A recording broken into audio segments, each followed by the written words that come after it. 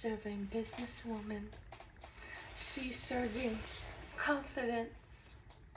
She's serving intelligent brunette. She's serving elegance. She's serving grace.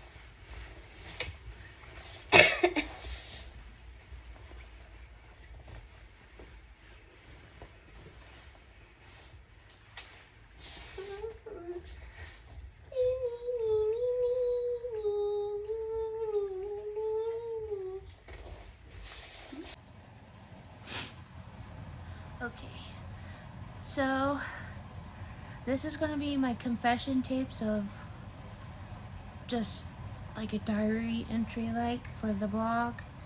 I literally feel like my heart's gonna explode because the most embarrassing things keep happening to me.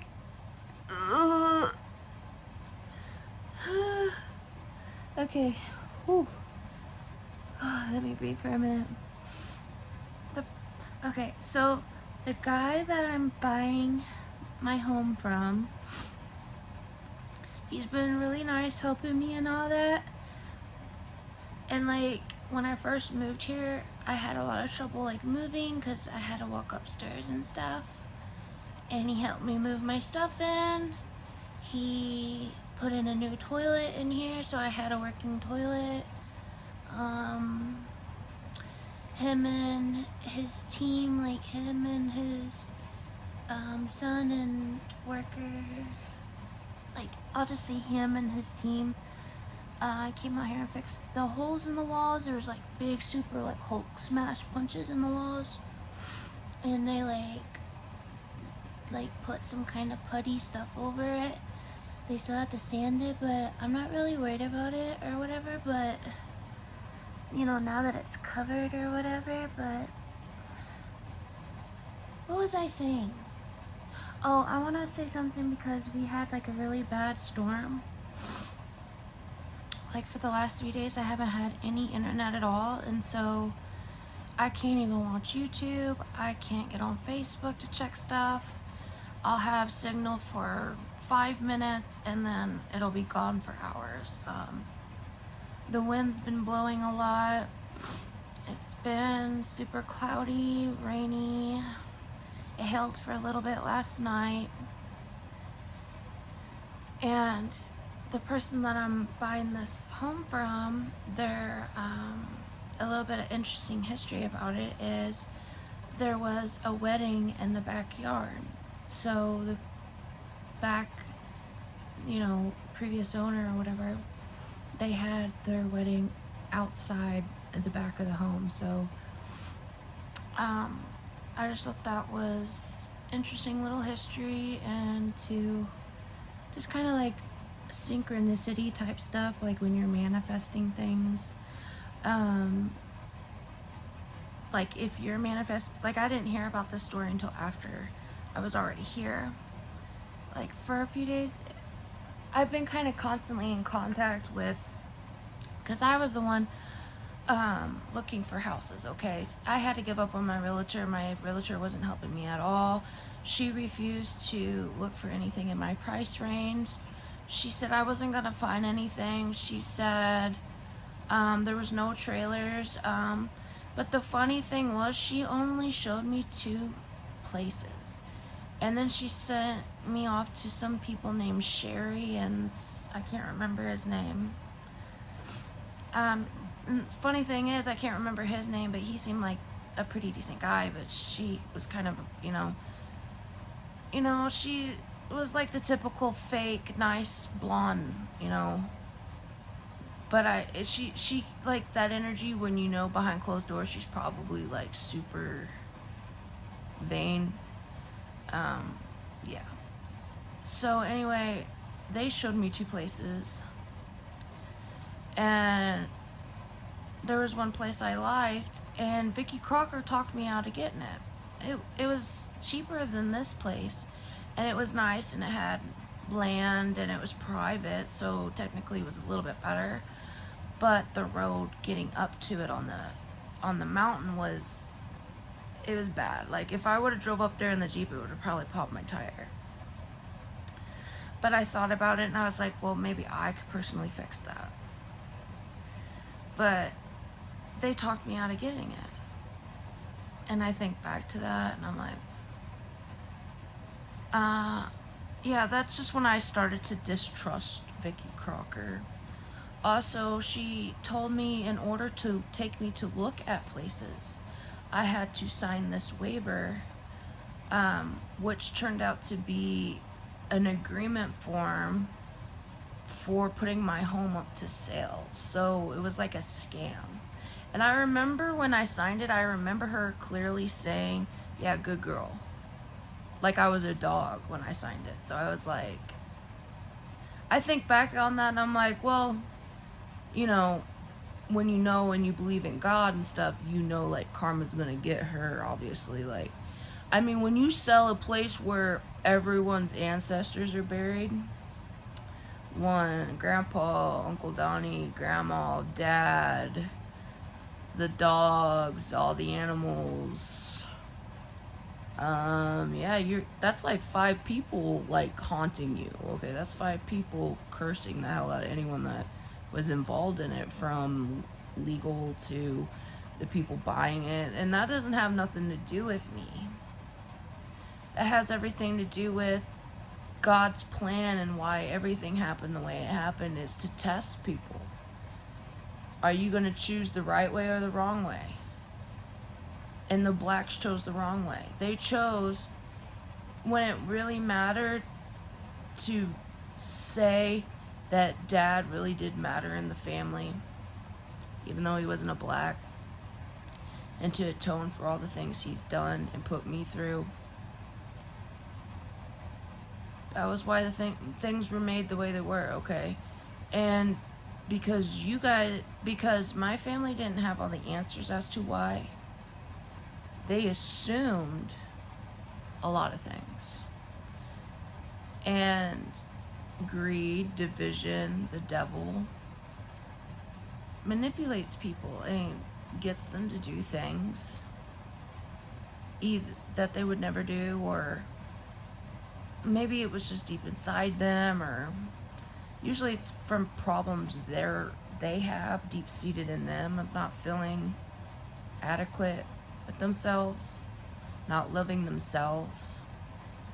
That's usually why they attack people, okay? Especially like people that don't, out of everybody you could have attacked, you chose a blessed one, like, a descendant of Abraham, you know what I mean? So when you go up against people and you try to like do evil eye, or you try to be with the devil and divide people and manipulate people, lie about people, gossip about people, try to push people down, try to kick them off, try to abandon them, try to make them feel less than, try to victimize them, try to anything like that, you're working for the devil and you're not part of God. You're not part of God's love, because God is love. It's an energy, it's frequency, it's what you think, what you feel, what you put out in the world. It comes back. It's the natural laws of the universe. Okay, karma's real. It's a cycle. It's like the infinity sign. I was born on the 8th, okay? It's like the infinity sign. I kind of feel like all the shit I've been through in my life, like all the crazy stuff, I shouldn't even be here. I wonder how I am even here. And you just remember God. You remember I shouldn't be functioning. I shouldn't be, I shouldn't even be able to be a functioning human being, what I've been through. And what my body's been through, and what my soul's been through, and my mind, and my heart. And when you decide to stop just taking what everybody says about you, every single person in your life from your mom to your dad to the very first people that you heard speak to you as a child. Anything that you were given to put in your brain to believe, you gotta unlearn everything. Like me, I had to unlearn that I wasn't worthy of love. I was just there to serve. I was just there to be a slave. I was just there to be a maid. I was just there to be a servant. I was just there to. I never really felt validated by my dad. My dad never. We never had like close connections with each other. We never hugged. We never showed affection. We never. And my dad drunk a lot. He was an alcoholic, so we coped with our relationship because sometimes it was really, really bad and toxic and volatile. And there was times that we had good times, and some when he was sober and some when he was drunk, and a lot more times when he was a little bit buzzed. See, with my dad, it was a spectrum. For you never really knew how drunk he was, so you could have got him when he was buzzed and he was funny and he liked to watch movies and be a fun dad for a little bit. But then when he went past a certain point and went back into the depression, remembering the war, remembering my birth mother and my childhood and court, what happened with that, and having to now raise a child on their own,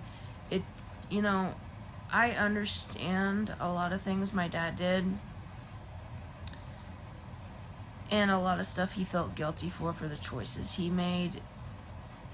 I forgive him for. And it took me a long time to, but we live in this really crazy world. We live in a really weird, sometimes really dark world, and people have it so much darker than I do. Some people live out in the middle of the nowhere and have no record of themselves and are being held captive in a house with 12 other people chained to a room, and who knows if we'll ever find them. Who knows? You know what I'm saying? It can always be so much worse. And also people that live with just childhood trauma and stuff, it's hard to cope. It's hard to not compare yourself with a normal functioning person you may have went to school with that's your same age. Someone who may not have been through trauma or losing a lot of people, lots of deaths, lots of trauma, lots of car accidents, lots of whatever. Someone who was successful and is so much farther than you kind of feel gypped in life a little bit by the position you were given. But that's also another test for God, for you to be like, are you gonna let that define you, or are you gonna know that God's gonna just make a way for you? And I'm trying to always change my mindset, always try to unlearn everything I believe, because the more I'm unlearning, and the more Jasper's setting my camera, and the more I'm trying to learn self-love, learn to love myself, because I was always helping everybody else. I was always bending over backwards for everybody else to make everybody happy, because that's what made me happy. But I was so depleted and so untaken care of in every single way, mentally, spiritually, emotionally, physically, that eventually it's gonna blow up. Things aren't gonna work. Things have to end, things have to shift, things have to change. And it could be triggered by trauma, it could be triggered by going through things that make you remember things from your childhood, and it reawakens something that was dormant inside of you. Okay, that's the best way that I can explain a spiritual awakening to you. And I had this feeling come over me, just like I was in warm water floating, almost like it was like, and I just had this feeling come over me, like I felt angels with me, like I felt God and Jesus with me, like everything was okay. Like, even though that all this shit was happening and I had to leave the house and the graves and everything my uncle did, I just knew I just felt this come over me that I had to flee and get out. Because I really did think if I would have went back there, because my uncle kept trying to set it up for me to have to get back there. He took my keys to kind of get me alone for whatever reason. I didn't trust it, and I really felt scared. Just because everything that's happened and how crazy it's been. How crazy they've been to me. Now, if I would have went over to their place and with 2 other people with me, banging on their door and window, yelling their name, walking around their house, it would have been a totally different story. Hell, my uncle probably would have pressed charges on my ass and had me arrested. Me, I call the police and tell them, get the fuck off my lawn. I did that how many times? 7? 8?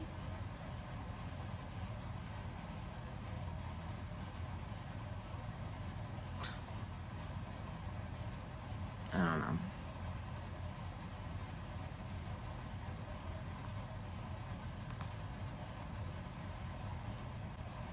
I'm so embarrassed because the guy I bought this house from, and I just keep remembering, like, he's been so nice, like, helping me and everything. But I feel kind of bad because I know, like, it seems like he kind of has the same thing as I do. It's a little harder to walk or whatever. So I feel kind of bad, but everything embarrassing keeps happening to me. Like, the most embarrassing things that could happen to a person has happened to me. When he was helping me get my stuff in,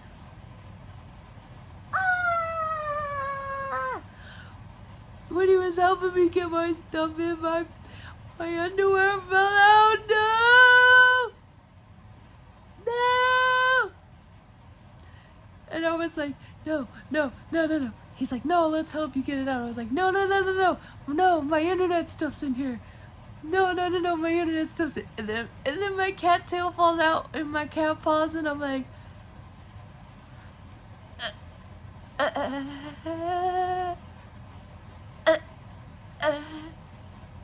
how do I explain this?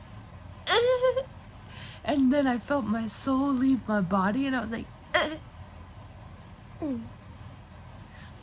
and then he, do you ever just wish you could click a button and delete your memory of remembering things? Okay. Why does all the embarrassing things happen to me now? And then, oh my gosh, he came back to fix the walls, and then it started to come down raining. He went to go do a job. He was coming back to sand down the walls or whatever. And then something, I swear, like, everything embarrassing that could happen has happened to me with him. Like, the first night here, he puts the toilet in to work. And then And then I clog it and I have to call him and he has to come in the middle of the night to plunge my toilet. No! No! Ah! Okay. And two. And then the time of the month came. Ow!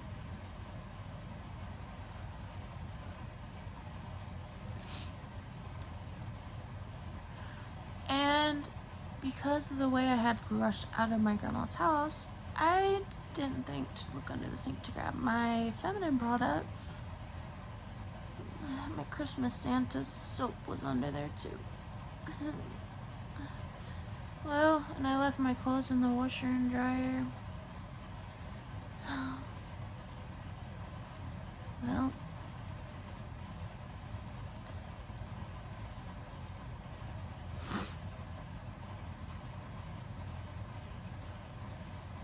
and then I didn't have no feminine products. It was a literal nightmare. I had to ask him to give me some. Ah! I'm gonna die of embarrassment. I'm gonna freaking die of embarrassment! Okay.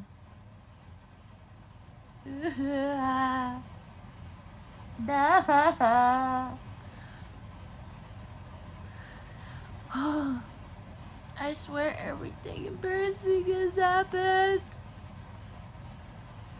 Man.